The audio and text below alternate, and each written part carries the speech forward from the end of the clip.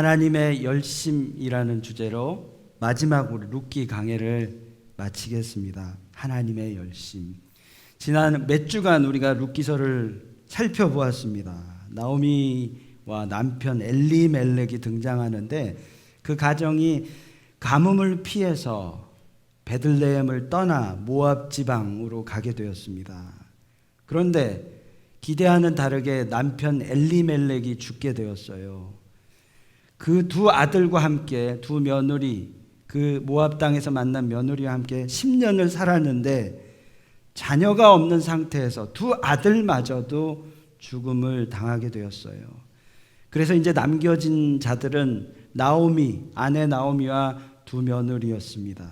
그런데 첫째 며느리 오르바는 이제는 고향 땅으로 돌아가야겠다라는 그 나오미의 이야기에 오르바는 자기의 길, 자기의 우상을 따라 떠났습니다. 그리고 둘째 며느리인 룻과 나오미는 베들레헴으로 돌아가게 되었는데 룻은 평생을 시어머니와 함께 하겠다고 하나님, 시어머니의 하나님이 나의 하나님이라고 고백하면서 베들레헴으로 돌아오게 되었어요. 사람들에게 보여지는 나오미와 룻의 모습은 어떠한 모습이었습니까? 실패한 인생, 불쌍한 인생, 다 잃어버린 인생, 처량하기 짝이 없는 답 없는 인생으로 보였을 것 같습니다. 그래서 나오미는 그 실패한 인생 때문에 자기 자신을 마라라고 부르라고. 마라는 무슨 뜻이었나요? 괴로움, 그런 뜻이었잖아요. 그렇게 자기를 부르라고까지 얘기하였습니다. 하나님이 자신에게 고통을 주었다고 말이죠. 그런데요, 그 이후에 반전이 있습니다. 놀라운 하나님의 은혜는 과거나 지금이나 앞으로나 기다리고 있었습니다. 보아스라는 그 나오미의 남편의 친족이죠. 그 보아스가 며느리 룻과 룻과 가정을 세우게 되고 룻은 보아스를 통해서 예수님의 계보에 들어가는 그 영광을 보게 됩니다. 그래서 오늘 말씀 4장 후반부에 보면 마지막으로 예수님의 계보를, 보아스로 이어지는 예수님의 계보를 소개하고 있습니다. 오늘은 이제 룻기서를 마지막으로 볼 테인데 룻기서 말씀을 우리가 보면서 하나님이 우리의 삶에 어떻게 일하고 계시는지를 우리가 두 가지 측면으로, 하나님이 어떻게 우리 가운데 은혜를 주셨는지 두 가지 측면으로 살펴보고자 합니다. 첫 번째 우리에게 주신 은혜의 측면은 우리 하나님은 우연 속에서 일하시고 계신다라는 겁니다. 하나님은 우연이라는 것을 통해서 우연 속에서 우리를 위해 일하시고 계십니다.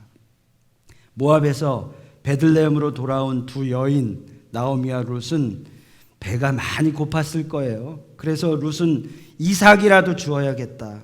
그래서 배를 채워야겠다라고 밭으로 나가게 됩니다. 그런데 우리가 말씀해 보면 우연히라는 단어, 우연히 누구의 밭으로 가게 되었나요? 우리 2장 3절 보면 룻이 가서 베는 자를 따라 밭에서 이삭을 줍는데 우연히 엘리멜렉의 친족 보아스에게 속한 밭에 이르렀더라. 이렇게 말씀해 보면 룻이 우연히 보아스의 밭에 땅에 들어가게 된 거예요. 그런데 그 보아스가 누구입니까? 보아스는 우리 룻기 2장 1절에 나오죠. 나오미의 남편 엘리멜렉의 친족으로 유력한 자가 있으니 그의 이름은 보아스더라. 이렇게 얘기합니다. 룻이 우연히 이삭을 주스러 갔는데 그것은 그녀가 기업 물음을 받을 수 있는 보아스라는 친족의 밭이었습니다. 2장 4절을 우리가 보면 그런데 마침 보아스가 베들레헴에서부터 나와서 이렇게 또 이야기하고 있습니다. 룻이 그 밭에 나갔는데 우연히 나갔는데 그가 마침 보아스를 만나게 되었다라는 거예요. 이삭을 줍는 룻을 보아스는 보게 됩니다. 그리고 룻에 대하여 종들에게부터 이야기를 듣게 되고 룻이 이삭을 줍도록 보아스는 허락을 해줍니다. 여러분 여기까지 보면서 참 신기하지 않으십니까? 마치 누가 대본이라도 짠 듯 그들의 동선을 서로 예측이라도 한 듯 기가 막히게 그들의 만남은 우연인 듯 이루어지고 있습니다. 보아스가 룻에게 자기 말고 다른 기업물을 자가 있는데 그에게 먼저 물어보고 그가 원치 않으면 자기가 기업을 물겠다고 약속하고 있어요. 그런데 어떤 일이 일어났습니까? 4장 1절에 보시면 4장 1절에 보아스가 성문으로 올라가서 거기에 앉아 있더니 마침 보아스가 말하던 기업물을 자가 지나가는지라. 여기도 마침이라는 단어가 나옵니다. 너무 재밌지 않으십니까? 마치 기다렸다는 듯이 드라마처럼 연결되고 있어요. 보아스가 성문으로 올라갔는데 그때 마침 기업물을 자가 턱 하고 나타난 거예요. 어쩌면 딱 필요한 사람을 그렇게 정확하게 나타나고 등장하고 있나요? 이것이 정말 우연일까요? 2장 3절에 우연히, 2장 4절에 마침, 그리고 4장 1절에 마침 기업물을 자가 나타났더라. 여러분, 마치 드라마 속의 한 장면을 보듯이 우리가 지금 룻을 통해서 보고 있어요. 뿐만 아니에요. 오늘 본문 마지막 절에 보아스가 22절을 보면 4장 22절에 보아스가 오벳을 낳고 오벳이 이새를 낳고 이새가 다윗을 낳았더라. 이렇게 룻기를 마무리하고 있습니다. 그러니까 보아스가 지금 다윗의 증조 할아버지가 되는 거예요. 다윗은 누구입니까? 예수님의 계보에 등장하는 하나님의 사람입니다. 이 모든 것이 우연일까요? 그냥 낳고 하다 보니까 다윗이 나고 예수 그리스도가 태어난 겁니까? 예수 그리스도가 태어난 것은 우연이 아니라는 거예요. 하나님의 계획 가운데 있다라는 거예요. 우리가 이 족보만 보아도 룻이 보아스를 만난 것은 절대 우연이 아니라는 것 알 수 있습니다. 이것은 하나님은 철저한 계획 가운데 역사하고 일하시고 계신다라는 것을 증명하는 겁니다. 창세기로부터 창세전부터 지금까지 모든 것을 치밀하고 철저하게 계획하신 분 우리 하나님인 줄 믿습니다. 하나님의 때 정확하게 당신의 뜻을 성취하는 분이십니다. 바로 우리 하나님 아버지가 그런 분이신 줄 믿고 의지하는 저와 여러분 되었으면 좋겠습니다. 자, 그렇다면 나오미가 남편과 두 아들을 잃은 것, 그것도 우연일까요? 엘리멜렉과 두 아들을 잃어버린 것도 우연일까요? 그 당시에 그들이 처한 상황은 그 무엇과도 바꿀 수 없는 실패, 비극이었어요. 나오미가 말했습니다. 1장 21절에 보면 내가 풍족하게 나갔더니 여호와께서 내게 비어 돌아오게 하셨느니라. 여호와께서 나를 징벌하셨고 전능자가 나를 괴롭게 하셨거늘. 이렇게 얘기해요. 나오미는 하나님을 원망했습니다. 자기를 징벌하여 괴로움을 주신다라고 말했어요. 그래서 하나님은 나에게 벌 주신 하나님이라고 고백합니다. 그러나 하나님의 계획은 그것이 아니었어요. 정말 나오미를 괴롭게 하기 위해서, 고통 주시기 위해서 그렇게 하신 것이 아니라 나오미와 룻은 상상할 수도 없는 인류 구원을 이루시고자 그 일을 거행하신 거죠. 하나님의 놀라운 계획 가운데 있었다라는 것이죠. 모든 상황이 하나님의 뜻 가운데 있었다라는 것이죠. 오늘 이 자리에 우리 함께하고 있는 우리 성도 여러분, 우리가 여기까지 온 것은 절대 우연이 아닙니다. 그것을 믿으시기 바랍니다. 우리가 이렇게 만나게 된 것, 한 공동체를 이루게 된 것은 절대 우연이 아니에요. 하나님의 계획 가운데 있다라는 사실을 믿으시기 바랍니다. 하나님은 분명히 우리 교회를 통하여, 우리의 만남을 통하여, 한 분 한 분을 통하여 하나님의 일을 행하실 것입니다. 그 계획을 믿고 의지하는 저와 여러분 되었으면 좋겠어요. 우리가 처한 상황, 괴로움일지라도, 낭망일지라도 그것은 그냥 지나가는 우연의 일이 아닙니다. 우리의 죄 때문인 것도 아니에요. 때로는 우리의 죄와 잘못된 선택으로 우리는 어려움을 겪을 수도 있어요. 그러나 대부분은 어떻습니까? 이 고난을 통해서 결국 지나다 보면 그때 그것이 하나님의 뜻이었구나. 주님의 뜻이, 그 인도하심이 있었구나. 라는 걸 우리 인정하게 되잖아요. 우리는 뒤늦게서야 이렇게 하나님의 뜻을 깨닫게 되는 것이죠. 주님 안에 있는 우리 모두는 다 하나님의 최선 가운데 있는 줄 믿으시기 바랍니다. 이것을 끝까지 믿고 낙심될 때에도 낙심하지 않고 주님께 더 가까이 가서 주님의 뜻을 찾아내는 그런 믿음, 그것이 진짜 믿음인 줄 믿습니다. 두 번째, 하나님이 이 룻기서를 통해 주시는 두 번째 측면, 그 은혜는요, 하나님은 당신의 계획을 쉬지 않고 열정적으로 일하시며 성취하는 분이십니다. 하나님은 당신의 계획을 멈추지 아니하시고 열정적으로 일하시며 종국에 성취하는 분이십니다. 열정이라는 의미의 단어, 영어로 패션이죠. 패션. 근데요, 중세에서 이 단어는요, 뭐라고 해석을 했냐? 고난이라고 해석을 했어요. Passion of Christ. 예수님의 고난, 예수님의 열정으로 해석될 수 있습니다. 다시 말하면 열정이지만 고난이라는 뜻이에요. 이 패션이라는 단어는 어떤 것을 너무나도 열망한 나머지 그것을 이루기 위해 고난도 감수하겠다라는 그런 어떤 대가도 지불하겠다라는 뜻을 갖고 있는 거예요. Passion of Christ. 우리를 향할 그 열정 때문에 고난까지도 감당하시겠다라는 주님의 마음이 있다라는 거예요. 하나님은 저와 여러분, 당신의 백성을 절대 포기하시는 분이 아니셔요. 성부 하나님, 어떤 대가를 지불하더라도 택하신 백성 구원하시기 위해서 십자가에 달리신 그리스도를 통하여 그 사랑을 확증하셨습니다. 그리고 자기 아들을 십자가에 죽기까지 하셨어요. 다 남은 것 없이 다 태워 없애실 정도로 우리를 사랑하셨어요. 죄에 빠진 자기 백성을 구원하시려는 성부 하나님의 열정, 패션, 결국 그것은 성자 하나님, 예수 그리스도의 십자가의 고난으로 연결되어집니다. 다시 말해서 하나님은 예수 그리스도의 고난과 죽음을 통해서 우리 사람들을 향한 당신의 열정을 쏟아내신 거예요. 그러나 하나님의 열정은 여러분과 저를 살리시기 위한 아들까지 죽이시기까지 그 누구도 끊을 수 없는 사랑의 열정이었습니다.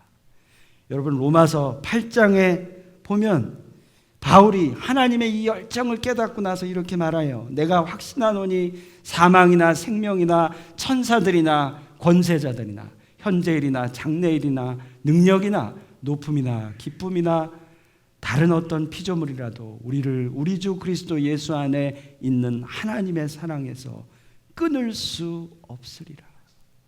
정말 그 하나님의 열정, 그 사랑을 깨달은 바울은요, 그 하나님의 사랑을 그 누구도 끊을 수 없다라고 고백하고 있습니다. 하나님의 열정은 지금까지도 저와 여러분의 삶 속에서 언제나 함께 하십니다. 졸지도 주무시지도 않으시고 눈동자와 같이 저와 여러분을 살펴보고 계셔요. 우리가 천국 가는 그날까지, 하나님 만나는 그날까지 우리를 사단에게 뺏기지 않기 위해서 우리를 지키시고 일하시고 계신 분이십니다. 끊임없이, 그리고 우리와 함께 하시기 위해서 심령의 문을 두드리고 계세요. 계시록 3장 20절 말씀에 볼지어다 내가 문 밖에 서서 두드리노니 누구든지 내 음성을 듣고 문을 열면 내가 그에게로 들어가 그로 더불어 먹고 그는 나와 더불어 먹으리라. 열정의 하나님, 우리를 지키시기 위해, 함께 하시기 위해서 오늘도 우리의 마음의 문을 두드리고 계십니다. 그분의 음성을 듣는 저와 여러분, 그 은혜를 기억하고 모든 것이 주님의 은혜구나, 고난 가운데도 주님이 역사하고 계시는구나 기억하시면서 우리 찬양, 이런 찬양 드리지 않습니까? 지금까지 지내온 것 주의 크신 은혜라, 한이 없는 주의 사랑 어찌 이루 말하랴. 사납게나 주의 손이 항상 살펴주시고 모든 일을 주 안에서 형통하게 하시네. 아멘. 얼마 전에 어떤 신문에 이런 내용의 기사가 실렸습니다. 아이다호에 사는 한 여인인데 제니 레이크라는 여성이에요. 병원에 가서 검진을 받게 되었는데 갑자기 청천벽력 같은 뇌종양 3기 진단을 받게 되었습니다. 그런데요, 동시에 그녀가 홀몸이 아니라는 사실도 알게 되었습니다. 뇌종양 3기 치료를 받아야 되는데 또 홀몸이 아니라는 사실을 동시에 알게 된 거예요. 그녀는 남편과 함께 고민에 빠졌습니다. 뇌종양 치료를 위해 항암 치료를 받아야 되는데 그렇게 되면 뱃속의 아기가 건강에 위협을 받게 되는 거죠.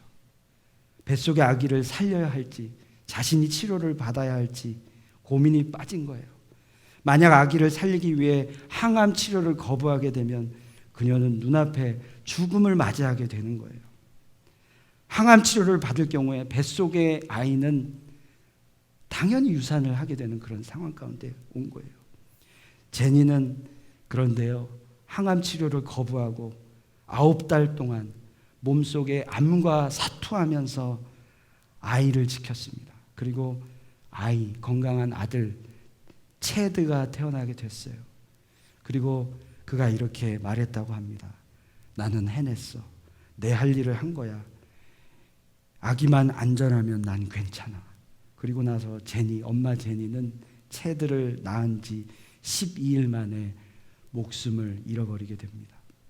아들 체드는 자신이 어떻게 태어난지도 전혀 알지 못한 채 현재 아이다호의 할아버지 밑에서 자라나고 있다는 기사였습니다. 저와 여러분들을 향한 하나님의 사랑은 어떻습니까? 결코 이 제니보다 낫지 않을 거예요. 이것과는 비교할 수 없는 하나님의 사랑입니다. 항암 치료를 안 하면 자기 자신이 죽을 것을 알면서도 자식을 살리기 위해서 자기의 목숨을 포기하신 그 하나님의 사랑입니다. 하나님 당신이 사랑하는 저와 여러분을 살리시기 위해서 자기 자신을 아들을 죽이기로 결심하셨어요. 인간의 몸으로 이 땅에 오신 하나님 자신이 그리스도 예수가 십자가 위에 죽을 것을 아주 오래전부터 계획하시고 그것을 이루시기 위해서 열정을 다하고 지금까지 함께 하신 것이에요. 우리의 구원은 그래서 성부 하나님의 그 열정과 성자 하나님의 그 예수님의 고난이 합하여 이루어진 것입니다. 그리고 그 구원을 끝까지 이루시기 위해서 우리를 지키시기 위해서 우리의 삶에 지금 우리와 함께 하시는 도와주시는 성령 하나님이 우리와 함께하고 계셔요. 성경은 십자가를 통한 이와 같은 구원 역사가 바로 그래서 성삼위 하나님의 역사이자 사역이라고 우리에게 알려주고 있습니다.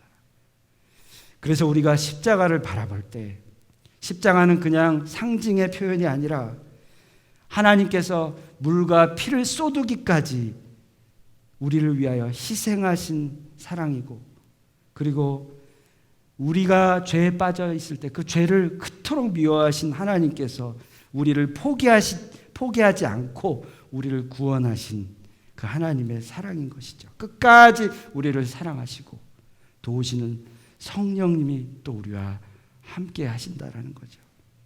그래서 우리가 특별히 십자가를 바라보면 그 하나님의 열정, 그 열심을 우리가 깨달을 수 있는 것입니다. 말씀을 마무리합니다. 룻은 남편을 잃은 데다 이방인인 그런 신분이었습니다. 부모와 고향을 떠나 시어머니와 함께 낯선 땅으로 갔어요. 그러나 누구를 만나게 됐습니까? 기업 물을 자 바로 보아스를 만나게 되었어요. 그래서 후손을 갖게 됩니다. 새로운 생명을 얻게 되고 그 시어머니 괴로워했던 시어머니는 후손을 안게 되었어요. 이와 같은 은혜가 있기 전에 우리 나오미의 삶을 한번 다시 되돌아보길 원합니다. 남편을 잃었어요. 두 아들을 잃어버렸어요. 고향을 떠났지만 가뭄이 있었어요. 완전히 모든 것을 잃어버린 자였습니다. 그런데 그는 기업 물을 자 후손을 낳게 되는 은혜를 갖게 된 것이죠. 그래서 오늘 말씀 4장 14절에 보면 베들레헴의 여인들이 나오미를 바라보면서 이렇게 하나님을 찬양하고 있습니다. 여인들이 나오미에게 이르되 찬송할지로다 여호와께서 오늘 내게 기업 물을 자가 없게 하지 아니하셨도다. 이렇게 사람들이 하나님을 찬양하고 있어요. 자, 여기서 우리가 한번 생각해 볼 점이 있어요. 자, 지나간 경로를 우리 한번 살펴보길 원해요. 하나님의 그 은혜의 공간이 어떻게 변화됐는지를 우리가 살펴봤으면 좋겠어요. 자, 처음에 남편과 나오미가 떠난 길이 있었어요. 그죠? 고향을 떠난 길이 있었습니다. 그리고 그들이 다시 고향으로 돌아온 길이 있었습니다. 그리고 또 룻이 은혜를 향해 갔던 밭이 존재해요. 그리고 또 룻은 타작마당으로 들어가죠. 그 이삭을 줍기 위해서. 그 다음에 보아스를 만나 은혜를 입고 나오미가 있는 시어머니가 있는 베들레헴 성으로 돌아옵니다. 그리고 마지막으로 보아스와 룻이 함께하는 집이 있었습니다. 자, 길 그리고 밭, 타작마당, 성, 집 이렇게 지금 위치가 계속 바뀌고 있어요. 여러분, 집은 하나님의 안식을 뜻합니다. 하나님이 다윗의 집을 허락하셨잖아요. 집은 하나님과 동행하는 안식의 뜻이 있어요. 고향 땅을 떠나 외로운 길을 걸었던 그들이 결국 하나님의 집으로 돌아오게 된 거예요. 그래서 이 집은 하나님의 은혜를 뜻합니다. 남편을 잃고 과부의 신분이 되었지만 그런 신분이었지만 집으로 돌아온 나오미와 룻의 신분은 영광스러운 신분이 되었습니다. 우리가 세상을 통해 방황하는 그런 삶 가운데 있었다가 하나님으로부터 하나님께 돌아오게 되면서 우리의 신분이 바뀌게 되었어요. 무엇입니까? 하나님의 자녀가 된, 하나님의 아들, 딸이 된 그런 신분이 되었다라는 거예요.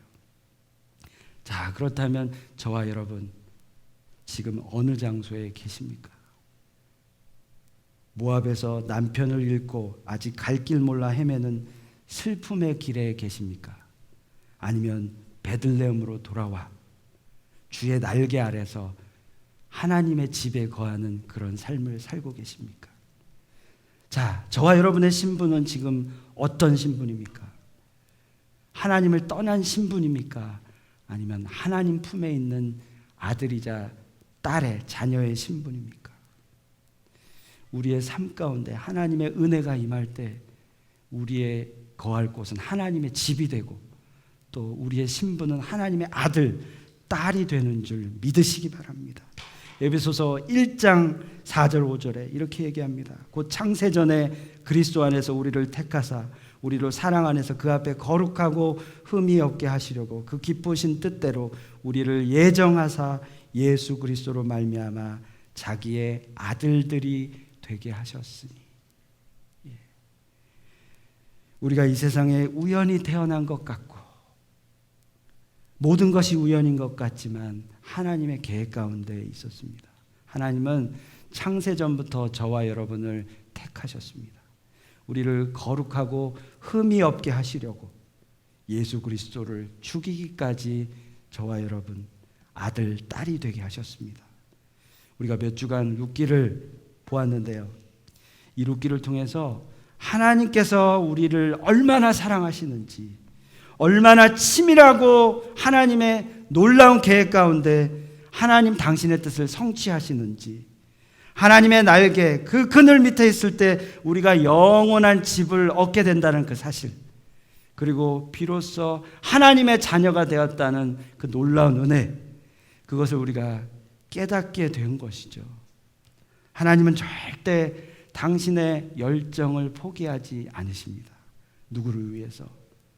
저와 여러분을 위해서. 한번 여러분 궁금하시면 한번 보세요. 하나님이 어떠한 분인지, 정말 나를 포기하시는 분이신지 한번 보세요. 어떤 분인지. 우리가 과거를 돌아보면 하나님은 절대 우리 순간순간마다 우리와 함께 하지 않으신 적이 없습니다. 우리와 늘 동행하셨고요. 앞으로의 삶도 그렇습니다. 한번 보세요. 정말 의심이 되면 한번 보세요. 누가 이기는지 한번 보세요. 우리가 이기는지 하나님이 이기는지. 하나님 그 십자가로 그것을 증명하셨습니다. 우리를 끝까지 지키시고 인도하시는 그분 그 주의 날개 아래 우리가 거하여 정말 영원한 안식과 하나님의 집에 거하는 그 축복이 우리의 삶 가운데 가득하길 축복합니다.